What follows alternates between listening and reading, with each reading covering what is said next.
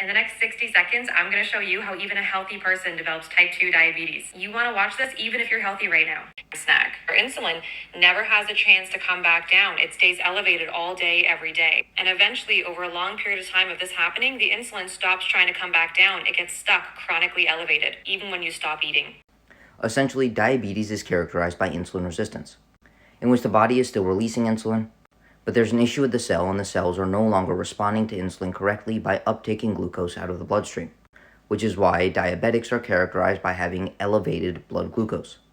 And for a while it's been thought that it is the insulin spikes themselves that causes insulin resistance. Thereby, the more carbohydrates you eat, the more insulin resistant you will get. But in actual fact, high-fat, low-carbohydrate diets actually cause a greater degree of insulin resistance than high-carbohydrate diets. The best way to tell how insulin resistant someone is using an oral glucose tolerance test. Essentially, someone takes a bolus of glucose, and the longer it takes for them to get all of this glucose out of the bloodstream, the more insulin resistant their cells are. At the end of a high-fat, low-carbohydrate diet, individuals have a much more difficult time regulating their blood glucose than at the end of a low-fat, high-carbohydrate diet, shown in green. And this has actually been replicated in multiple studies. The top line is the response to glucose after a high-fat diet, and the bottom line is the response to glucose after a high-carbohydrate diet. It's found that high-carbohydrate overfeeding is less detrimental to insulin sensitivity than high-fat overfeeding. And if you really want to know why, it's because these fatty acids in the bloodstream actually disrupt the insulin receptor itself.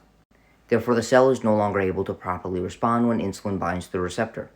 This is referred to as physiologic insulin resistance, because once you begin to reintroduce carbohydrates into the diet, insulin sensitivity returns back to normal. But pathologic insulin resistance is linearly correlated with body fat. Carbohydrates and frequent eating does not cause insulin resistance. Insulin resistance is caused by overnutrition and lack of exercise. So videos that tell you that if you eat multiple times a day, or if you eat a high carbohydrate diet, you're going to develop insulin resistance despite your body weight, are almost always trying to sell you something, such as this individual. So if you see videos on the internet of people talking about insulin resistance and blaming it all on carbohydrates, you can either simply move on to the next video, or offer to discuss with them about what the data actually says. And if you'd like an individualized approach to your nutrition and lifestyle to optimize your health, energy, and body composition, send me a DM to sign up for coaching.